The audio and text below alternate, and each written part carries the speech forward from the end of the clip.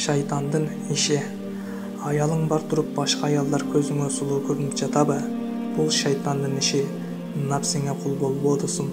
Аллах барын билүүчү зат. Эгерде ааламдагы бардык аялдар сеники болуп калганда, бул ирет шайтан көзүңө иттерди сулуу кылып көрсөтмөк деп ойлойм. Аялы бар туруп эси жоктук кылган эркектер эсине келсе экен. Бойдок кездеги тентектигиң токтот эме. Адал турган аялың туруп, эмне мынча арамга чуркайсың?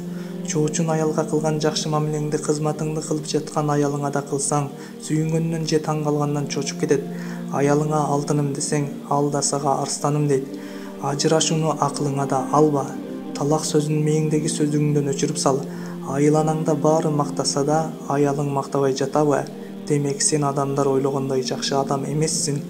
Аялыңдагы оорулардын 10% сырттан, калганы сенин айыңан болуп жаткандыр балким.